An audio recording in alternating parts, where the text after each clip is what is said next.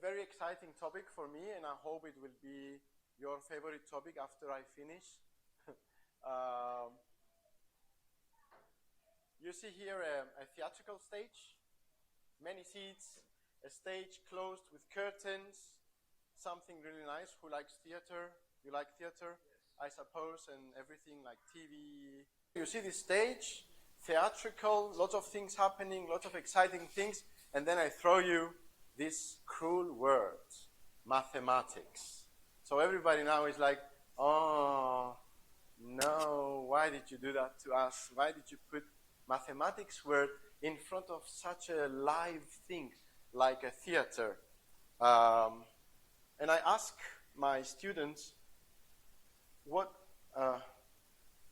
do they have to do with each other? What's the relation between mathematics and something so live, so colorful, so bright like theater? What's the relation? What are their answers, do you think? What is the relation between mathematics and theater? What do they respond when I ask them? They say with mathematics, I will, like we do here, with mathematics, I will calculate the number of seats, I will calculate the amount of the tickets, if it's profitable. With mathematics, I will calculate the area of the stage and how to make. So this is all problem-based learning. How can mathematics help the painting of the classroom? How can mathematics help the bird's cage? How can mathematics help theater? And we never ask ourselves, how can the arts help understand mathematics? This is a totally new area of how mathematics is not again the helper, but mathematics is what the other modules are trying to explain and teach us. Okay? What's more nicer than having theater helping you understand mathematics? Why mathematics should always be the tool for something else, for explaining something else, and not something so alive like theater, trying to explain mathematical ideas, properties, riddles, smart riddles, and so on. So, in STEAM education, this is my school that I'm teaching for the last 2 years, and we're practicing obligatory STEAM experience and education. It's called Pangyprion Gymnasio. It's the oldest school in Cyprus since 1812. For more than 200 years, it's running. It's in the old city of Nicosia, inside the walls. And this is the school the government chose to start the obligatory STEAM education as an experimental school, and now it's running on a more professional base, not experimenting anymore, but applying a lot of new ideas coming from us, the teachers, with the approval of the ministry. Especially the last year, we've extended from STEM to STEAM. STEAM education, we really wanted to incorporate arts, the letter A, in a very active way, and not just painting the bird cage or painting these or creating a poster. We tried to show that arts is not only design, but arts is also theater, music, dance, and any form of art you can think of. STEM or STEAM, which is better, do you think? And I'm not talking only about painting, I'm talking about arts.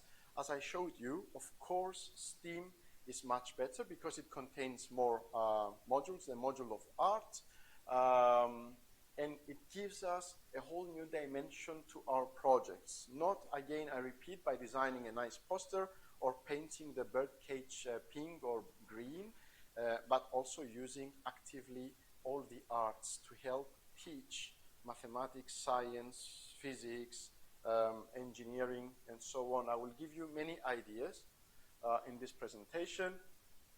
So, mathematical theater is created from the beginning of 2000 from the beginning of this century, but it was based on sole initiations from some teachers around the world. So if a teacher wanted to do that, he would do it. It wasn't developed. Now, in the last 10 years, we see a lot of countries, we see a lot of schools dealing with mathematical theater, and now, as we call it, it's not only mathematical theater, but it's science theater, and also now we have a lot of other forms of theater, language theater.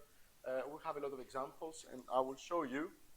Cyprus Mathematical Society is deeply involved. It contains mathematical theater competitions on a Cyprus level, and then we have the European competition, which takes place every year in a different city. Last year, the European competition of mathematical theater was in Krakow in March, in Poland. This year is in Rome. Again, schools from around Europe and also Asia now is interested. They take part in this very happy competition. Of course, we have results. We have first, second, third prize. But the whole activity is very interesting to see how pupils can explain maths through a funny and small acts. Okay?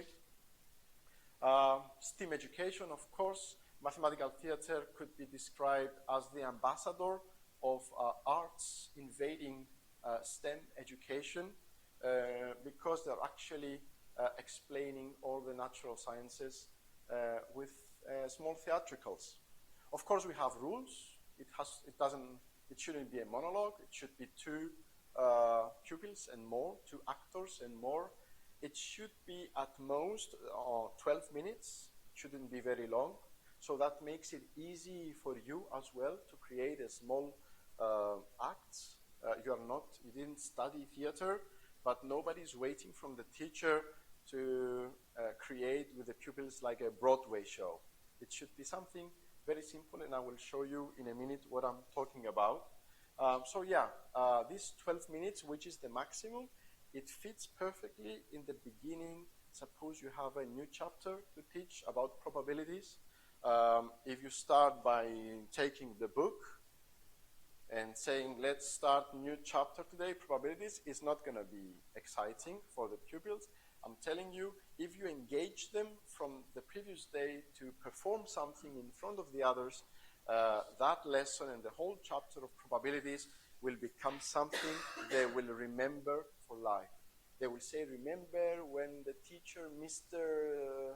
that, he did, we did the small theater on probabilities. That's funny with that lady. She was arguing about probabilities and so on. As far as this program is involved, a great mathematical theater is a great platform for putting there the debates. You can talk about something, and debating will make the whole story funny, interesting, and you can solve a lot of issues through a fixed debate in the mathematical act. The key word for mathematical theater, because I don't want to scare you, is simplicity. It doesn't have to be something really fancy. It doesn't have to explain a lot of things, and for sure, we don't use the whiteboard to write down equations. Learning should come from the acting, okay, and the story and everything. Again, I will show you a lot of examples so as not to frighten you with all this and how can a mathematics teacher or science teacher create a small theatrical. So how do we create a mathematical or science theater play? First of all, we have to choose the topic. Property, riddle, paradox. What do you want to choose? What do you want to teach or talk about? I want to talk about the properties of two-dimensional shapes. Square, triangle, circle, who is a bit different. I need to decide on my topic, okay? And topic must be something very specific. It doesn't have to be a whole chapter. You don't try to teach the whole chapter through one play. You just explain one or two things. Then you have to think of an idea, the story, the plot. the roles. It has to be something interesting. I don't just go up there and say, oh, I am the square and these are my properties. It has to be something funny, like a square entering or a circle entering the square and triangle country, and he gets arrested because he doesn't have sides. Circle doesn't have sides or angles, and he gets arrested because he's different. So he goes to court, and then it's the judge, and he's like, "What? You are the circle, and what are you doing here?" And he says, "I belong here to a two-dimensional shape. I belong on the level." Yes, we say, "Yeah, I'm a two-dimensional shape like you, but you don't have angles. You don't have sides." So through this court environment, you can explain all the properties of a square, a triangle, a circle, and so on. It can be really, really exciting if you put a story behind it. Writing the script, duration, this is where the languages come in. The Greek language teachers are very happy to be involved in this team education that doesn't involve them at the first sight. So yeah, Greek teachers or your language teachers can be involved and help them write simple scripts. They don't have to be very elaborate, simple scripts, and it's very funny how the pupils will get a lot of ideas and they write them down. They are storytellers, but they haven't practiced it. You will be amazed of the stories they will think and the new ideas they come up with. The duration has to be at most 12 minutes, so it's not boring, but it's not very short, and it's also a nice beginning to one of your lessons. I'm not suggesting that mathematical theater should be there every morning, okay, because it's going to be tiring. Assigning the roles and other responsibilities, who is playing what, you have to learn your lines or even read them. It doesn't have to be very tiring. Rehearsals, set design, construction with engineering. You can decide what you want to present on the stage.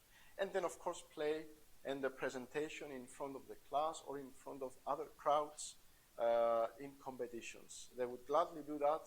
I've tested it a lot of times, and none of them, I assure you, they haven't let me down. They already engage with this, and they will love it.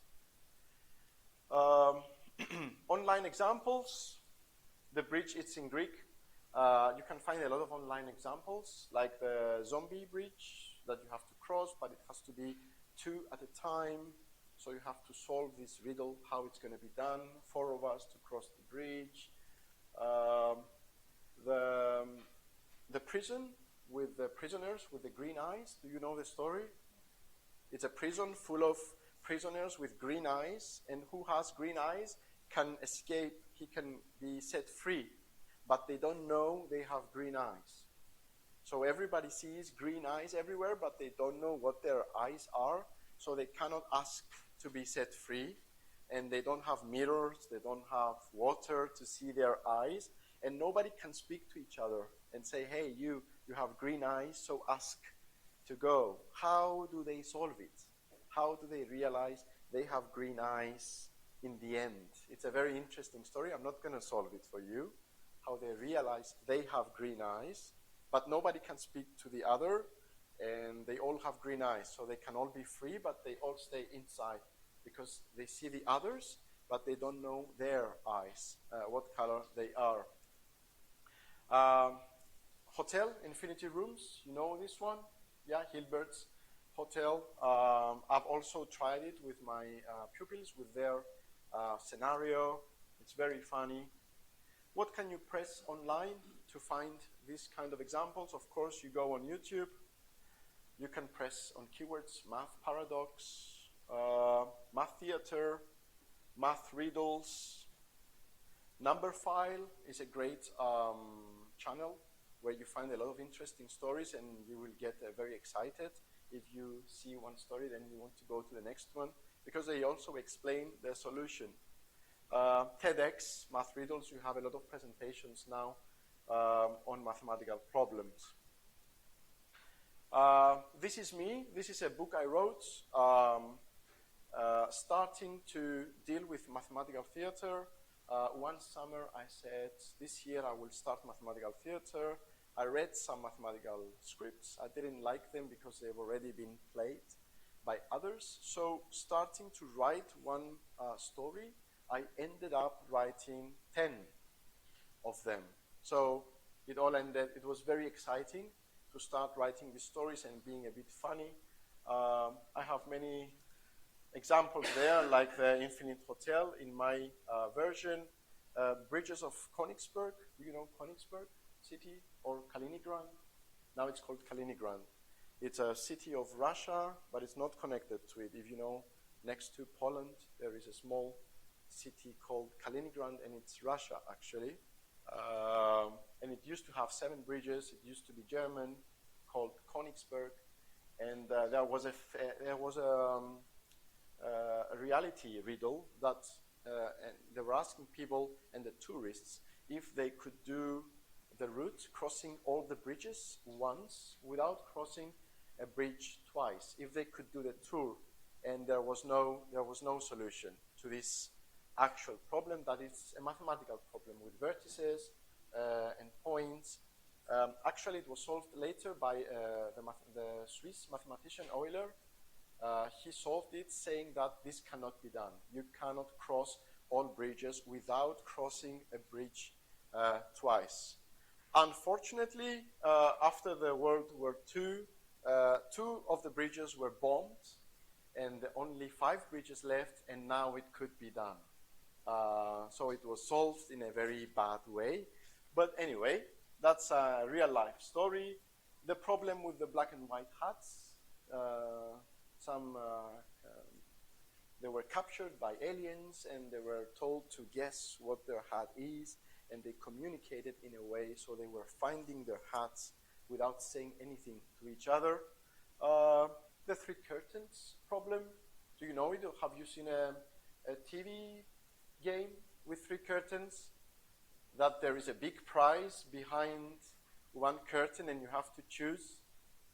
You choose A, and then curtain A, and then the presenter reveals curtain C.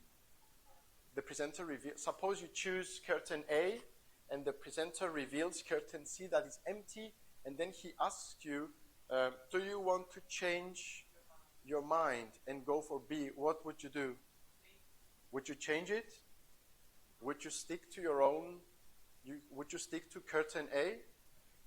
Most probably, and a lot of researchers say that we usually stick, as a psychological factor, we stay on our original choice. We stick to A because the probability is really big, and we think that our probability has moved from 1/3 to half. Now that the presenter revealed that C is empty, now we think that we have 1 out of 2 to get it, which is not. We still have 1/3.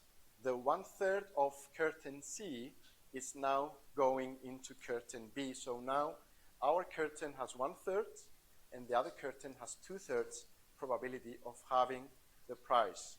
Do I win all the time if I change to curtain B? No, but if you play this 100 times, if you always change, you will win 66.666 times of the 100. Okay? It's very easy. Now with 3 curtains, it doesn't look very nice, but if I try 100 curtains and you choose curtain 1, and then the presenter reveals all of the other curtains and leaves curtain 47, what will you do? Will you change? If we have 100 curtains, I choose curtain 1, and then the presenter opens everything except curtain 47. Would you choose to change? You would probably change, because then you feel that your curtain is very small. Now, the curtain, why did he leave curtain 47 and all the others are empty? Now, curtain 47 has a 99% weight of having the prize. Okay? This is all explained in a very funny way of a contestant who comes up from the audience and the presenter, and he's influenced by his wife because he wants curtain 1 and she's shouting, take curtain 3 because we have 3 kids, and your mother-in-law, she was born in the 3rd of March, which is 3 of the 3rd, and they have a fight during the game. So all of this is presented in a very funny way, and it stays to their brain, this kind of information. 3 prisoners, the 3 old classmates. In this story, I talk about 3 classmates that their names are 0, 2, and 8. And through their names, I also talk about the how do I call it in English? This self-esteem you have. So the old classmate who is 0, he was the one sitting at the back, staring outside, having a lot of problems nobody knew about. He ended up serving coffee in a coffee shop. I don't mean to say anything about the people serving coffee, but it's a job that doesn't have a lot of initiatives. Pupil 2, his name is 2. He was a medium student, writing very medium grades. He got a job in a, let's say, logistics company. And 8, of course, is the student that he was the best. I am 8. Now I'm grown up. I have 888 coffee shops called Octave, and I have many diesel shops, petrol stations called Octane, and so on. And they meet together in a coffee shop, and I mean, they teach a very basic thing, like 0 is less than 2 is less than 8 is less than 10, but that's very elementary. But through that, you also get to teach psychological factors and how, in the end, pupil 2 convinces 0 to think of an idea, and they will do it together and be successful. So 2 and 0, it unofficially makes 20, which is 2 tens. So you play with words, you play with ideas and some clever lines. And through mathematical theater, we also teach other things like bullying, like increasing your self-esteem, and addressing a lot of psychological issues that arise in school and in those ages. Pirates, but the most important is the other student ideas. Just for you to know, I have these scripts in English as well, and I will make them available for you in the Google Drive.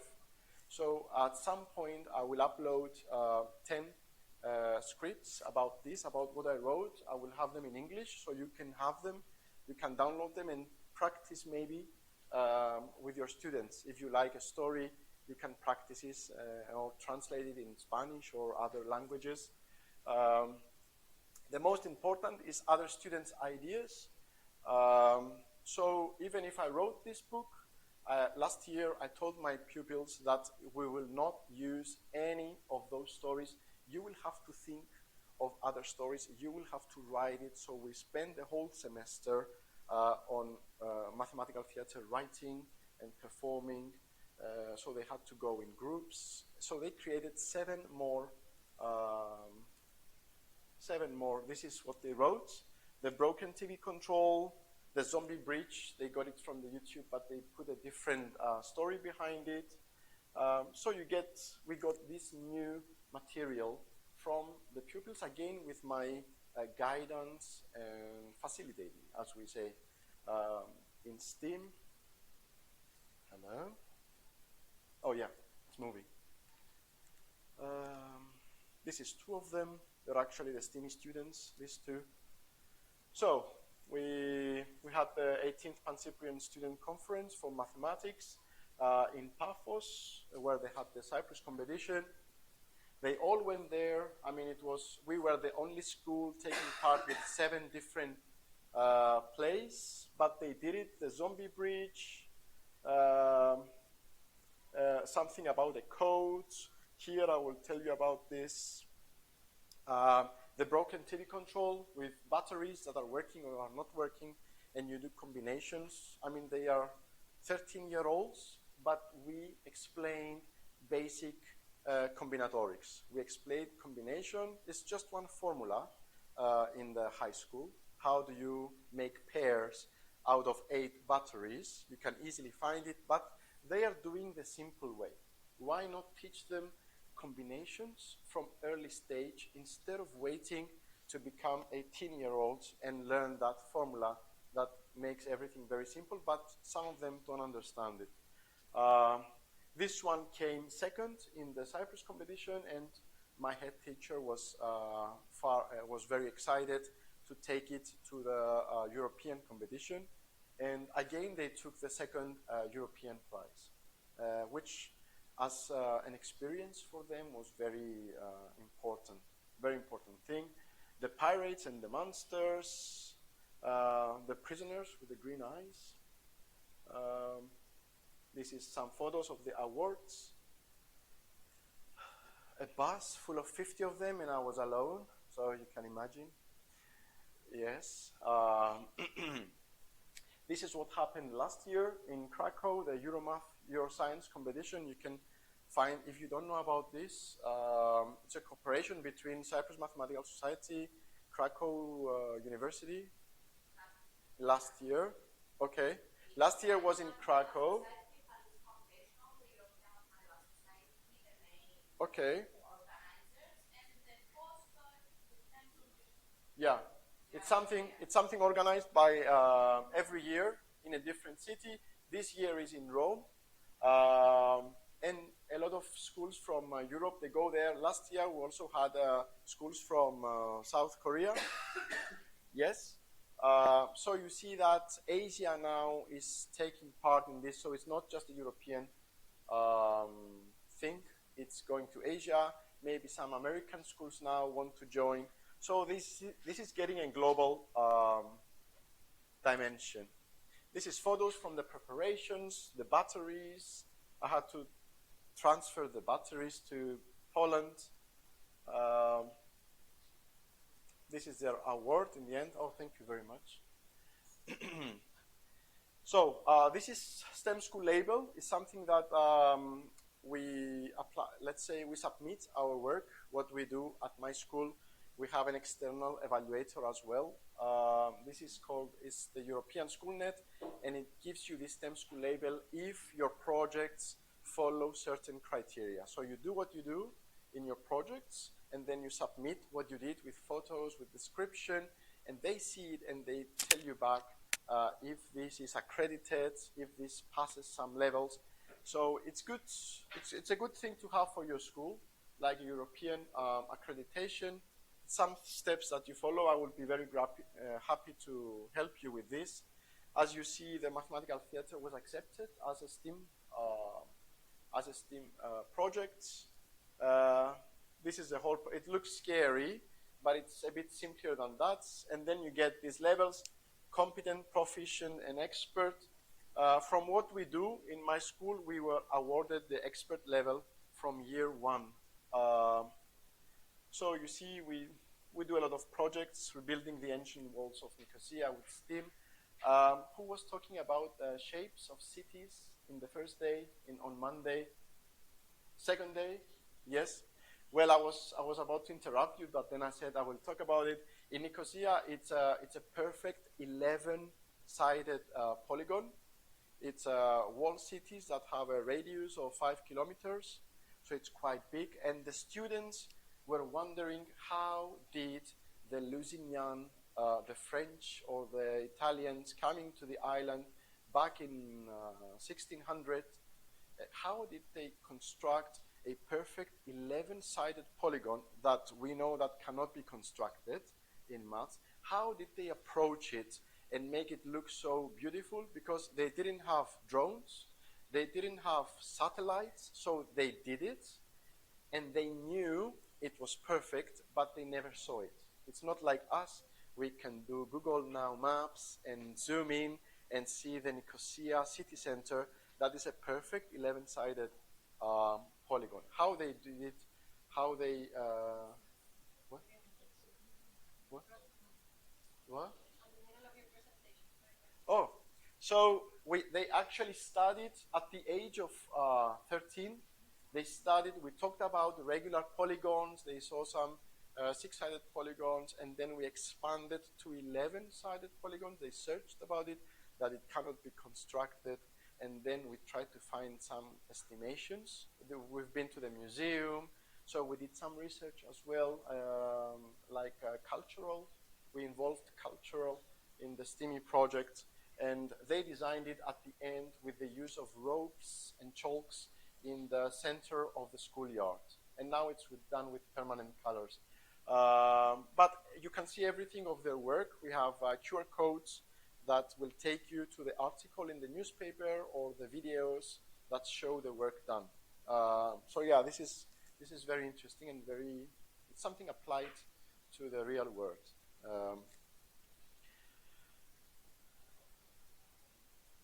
Okay, you take some scores when you apply your work, and then we were awarded the expert level. Here I show you photos of the hotel with infinite rooms.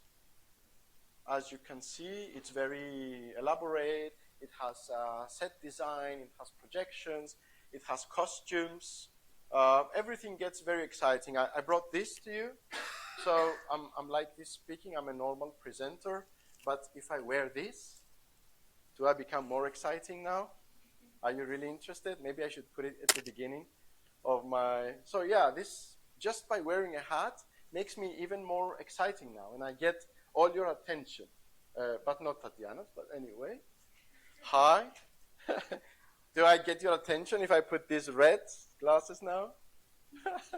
Or just the red glasses? So what I'm trying to say, I'll keep it on. It matches my shirt. I noticed this morning. So yeah, mathematical theater can be something really exciting and really elaborate. You can improvise and put telephones, and I have videos of this in my channel. I will talk to you about it in a bit. In YouTube, I have a channel, and I have recordings with the parents' permission, of course, of a lot of mathematical theaters in Greek. So we used a screen for projection, the clients of the hotel killing each other because we had to force them to change rooms again and again. So it's something very funny. And what I put here is me and two good actors in Cyprus. I called them to perform the 0 to 8 students, old students act. And what I want to show here is that we didn't learn our lines. We just used two simple chairs, and it was a coffee shop. So mathematical theater can be as simple as that. You don't need to prepare for a month and play something for 12 minutes. It can be something very quick that you give them the previous day, make a small rehearsal, and they can read from the book. Of course, they should be expressing themselves. But mathematical theater, what I want to show you is that it doesn't have to be a Broadway show, okay? It's not something difficult. It's something you can try. You see, we only express ourselves with no other means. Let's do some examples more. How can we do math theater in pre-primary education? Little kids, what can we teach them in maths? It sounds impossible, yes? What is this? There are 2 points, A and B. Could it be a shop or a square in our city, and B could be a coffee shop? Yes? 2 points on the map. And what is this? A straight line. A straight line connecting A and B. Is it the shortest distance between A and B? When do they teach that? When do they get that information? At what age? When do they get that the line is the shortest distance? And The segment. they get the proof of these. They get it at the age of 17, when they talk about limits and minimization, maximization. The actual proof of this. They get it at the age of 17, but can they get the idea from nursery? Of course they can. How do we do a straight line between 2 points in a theater? Could that straight line be a lady, Mrs. Line? It can be Mrs. Line, she's very straightforward. And then she meets another lady, Miss Curve. She's dressed in red and she's also very active. And they meet and they say, oh, Miss Curve, long time no see. What are you doing? Shall we go and have a coffee? Yes. Mrs. Line, she goes straight to the coffee shop, taking the road, connecting the two places. And Mrs. Curve, where did she go? She went from the park, just stroll from the park. She's not very punctual. So did she go to the coffee shop straight away? No, she was a bit late, but Mrs. Line, she didn't have a big problem. They both have a big problem with Mrs. Zigzag. Mrs. Zigzag, another friend of them, oh, Zigzag, nice to see you. Shall we have a coffee? Yes. What did Miss Zigzag do before going to the coffee shop? She went to various shopping. So she comes to the coffee shop full of bags. Are the other ladies angry? No, they are not, because they're friends. They are very angry with Mrs. Zigzag, I can assure you, because she came after 1 hour and we can discuss all these issues with the nursery. That she was late and she was angry. We can put these psychological factors inside as well and make these simple form of knowledge, make it very live and they will talk about it and they go home. And I was playing Mrs. Line and I was playing the coffee man and I was playing the curve and so on. So you see how it can be transformed. This is not actually one of my ideas, but presenting mathematical theater in a workshop where I was informing some teachers of elementary education. After I told them some other ideas, they came up with this story. So it's not mine, but you can see that I may be thinking and then you may come up with a brilliant idea I would never think about. And the pupils are full of ideas like that. I will show you examples of their ideas. Primary education. I put this slide this morning. I just want to show you there was a STEAM camp in the Cyprus Mountains in July by Cyprus Mathematical Society. And we had these kids, like elementary education. I also introduced them to mathematical theater among other things. We also talked about a regular hexagon, making windmills, green energy, and then connecting the windmills with gears. So we talked a lot and we did a lot of project-based learning, windmills, gears, and Archimedes screw, if you know it. It's a very famous construction and it's still used today. Anyway, apart from that, I introduced them to mathematical theater. We didn't have many days, but they engaged and they gave us some very nice ideas. They did the chords with the square and the triangle. It was the square and it was a cone, a 3D shape, and it was entering the 2D country. So they arrested him and he was going through a trial, and they explained that he's not the same, but he was defending himself. And they also did the straight line example we saw before. So another example, how can a dining table help us teach something in maths for primary education? Of course, you know, it's in Greek. I thought I'd change that. It's called order of operations. You know order of operations? Do you know it's called bitmass in English? We do first the brackets, the indices, and then the multiplication, division, and then at the very end we do subtraction and addition. Yes? How is that connected with a dining table?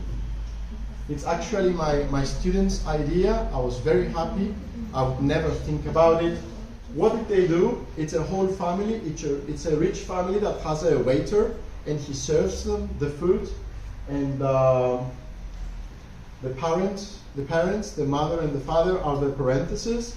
The left parenthesis, the right parenthesis, also their surname has something to do with parentheses. The grandfather, he's the power of the family, and the grandmother, she's a division. It's a funny Greek name we have, and because she wants to look young, the years are divided, she says, and she's showing that she has no wrinkles. And then the son and the daughter, the plus and the minus. The son is the plus, positive, and the girl is the minus, always bragging about things and very negative about everything, broken nails. So the waiter comes and they tell him, he starts serving randomly, and they tell him, no, you have to follow our family's protocol. You serve the brackets, then you serve the indices inside, then you serve the division, and then plus and minus.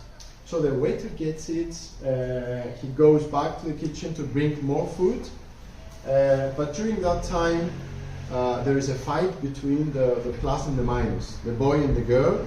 They fight like all kids do, so everybody stands up to separate them, and now the brackets, the parents, they sit the addition, the son, between them, so they stop fighting. So the waiter comes, he starts serving the parentheses, but they tell him, no, stop.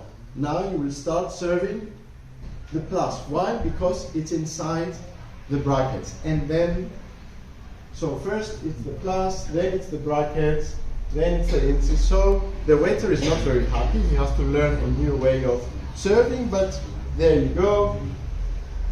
And then I think the story ends that there is another fight, and they sit again separately, and the waiter comes and they tell him, no, now you have to serve like this, and he just puts everything down and he says, I'm fired. This is too much. Middle school, this is what came second in the European competition with the batteries. We actually teach combinatorics and probabilities at the very early stage, a very simple procedure on how many pairs, different pairs we can make out of 8 batteries, trying to find 2 batteries that work for the first time to fix our queens. It was a queen, she was watching her favorite Brazilian soap opera, and the TV control broke, so she was crazy, and the servants were trying to find 2 batteries that work out of 8 batteries. So they do all these combinations, they explain, as they try to solve the problem, they explain to the crowd, yes, I'm finishing. And then they find a quick way to find a working pair of batteries as soon as possible. This is explanation. This is for high school, the Hotel Infinity, how we have, do you all know the story of Infinity, or is someone that doesn't know the story of Hotel Infinity?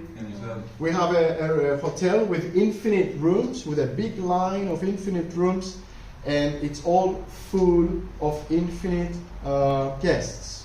And then one lady comes, and she has a reservation, and the receptionist says, this cannot be the case because we are full. And she says, no, I paid and I have a reservation. So what can he do, the receptionist, to empty one room? He takes the client in room 1 and takes him to room 2. The client in room 2 goes to room 3. And because infinite is not a number, it's a meaning. It's an idea. I don't know the English word now. Concept. Yes. There is going to be always one room more.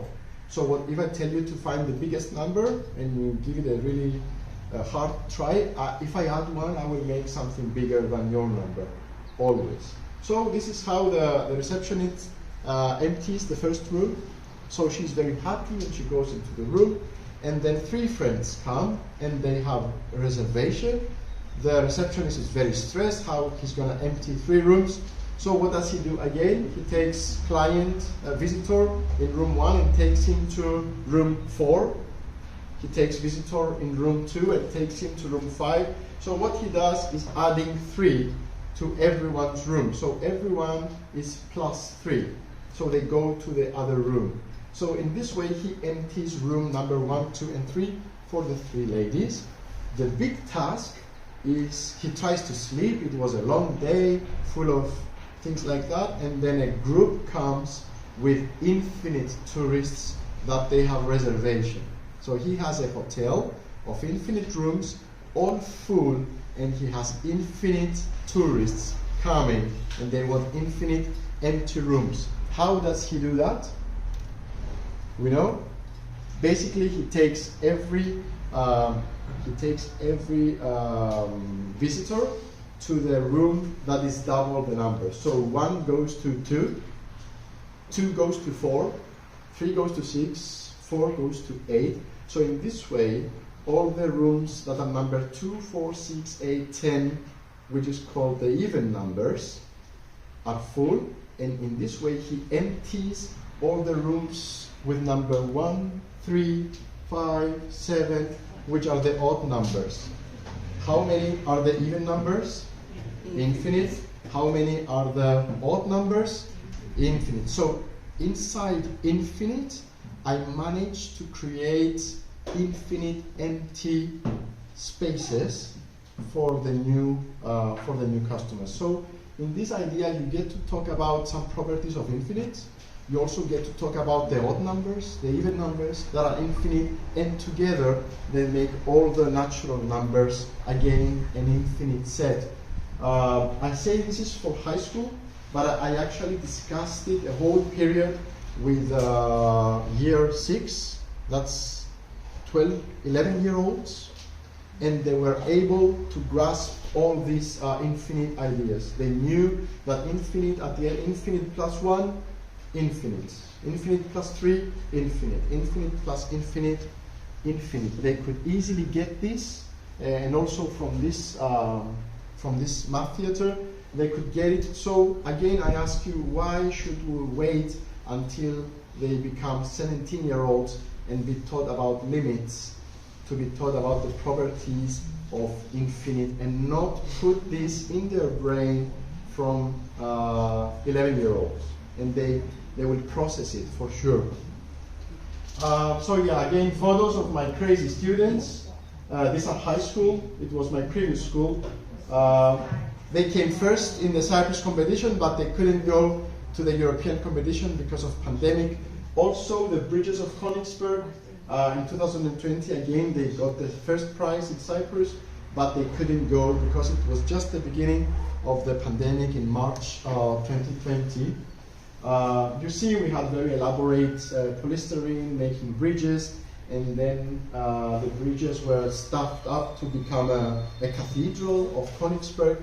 You can, if you have some imagination, or you get help from art teachers, language teachers, you can make really nice things.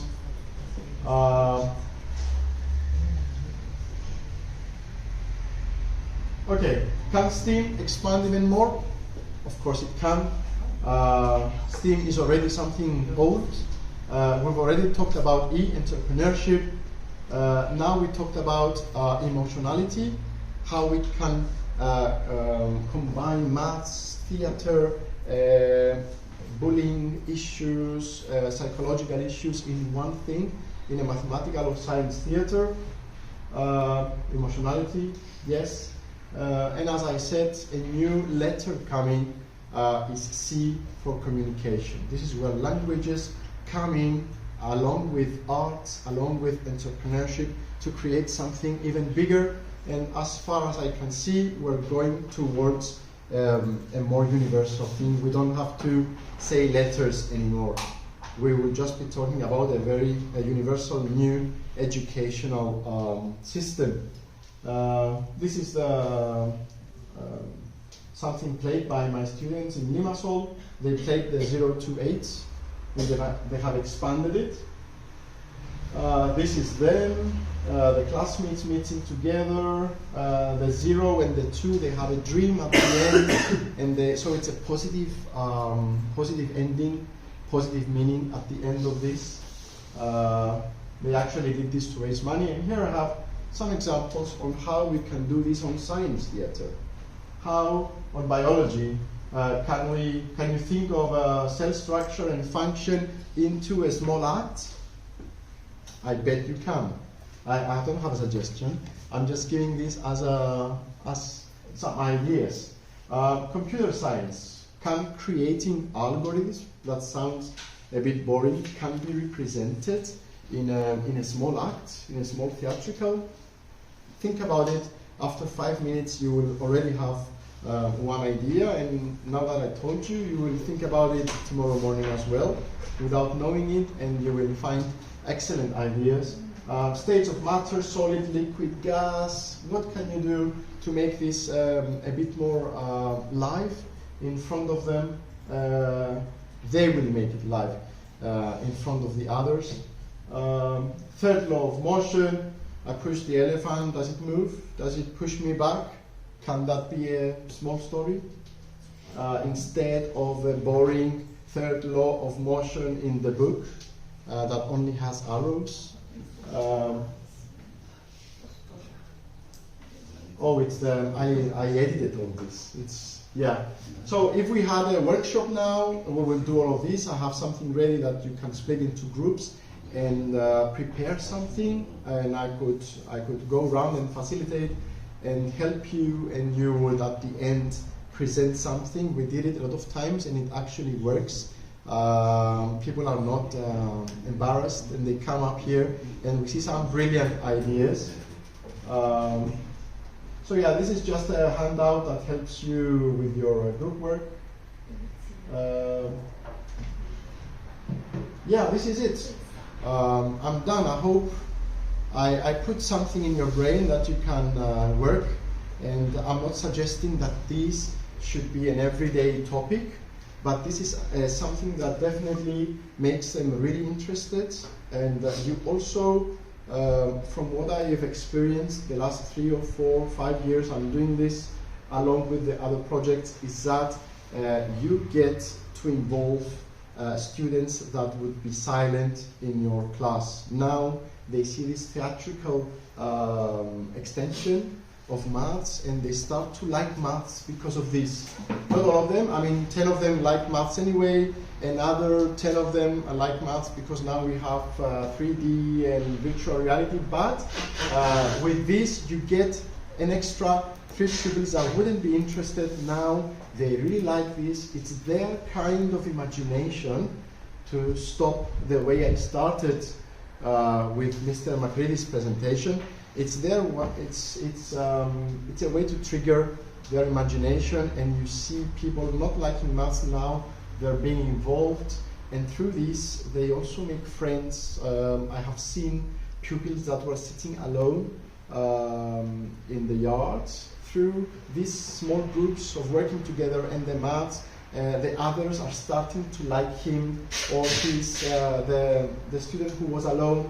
Now he starts to make some friends. They see a new aspect of him, and this helps in their socialization as well as in school. It's proven, and I have some live examples of students that were helped by this also, not in the educational form, but in the social part. Yeah, so I hope to see some of you in Rome, trying some of this at school, and also your feedback if you tried this. I will give you 10 plus 1, the previous year play that was second in the European competition. I have them in English language, so I can upload it, and you can get some material from there. I also have a channel on YouTube. It's Lazaru with an I. Lazarui. If you search that If you search that on YouTube, you will find my channel. It's my personal channel, and I have there a lot of videos so you can see how they perform. You can really be amazed by this. It sounds scary, but the pupils will actually help you in presenting something really live in the class or at the school, or if they're really good and they want, you can do this in front of an audience at a competition. All right? Okay. I hope I was inspiring enough. And I'm expecting your feedback in the time to come. If you followed any of these and you tried some of these in your class. Yes. I can tell that without even knowing that there was this is the first time that I hear that it's something called mathematical theater, just that it exists as a concept, but I kind of felt all my life that I need to use maybe not that kind of a theater to involve students in it, but I always felt that I need to be at least something, not theatrical in that sense of word, but to tell stories. Of course, that is humorous at times and funny and interesting to them. That's for sure, for math students. But I also teach communication skills. And this is exactly what I used for final exams. Let's say we have a lesson called working styles, and then I give them an assignment. Before that, I divide them in teams, and then I say, your job is, if it's a team of 5, you're that working style, and that. And then you do it as a team, work as a team, and write a script, and just go like on a stage and perform and be like exaggerated working style. Like, and they just came up with such brilliant scripts, and exactly. It's very live and it's very, they get it. I mean, you're afraid that they won't like it, but they do. The majority of them likes it.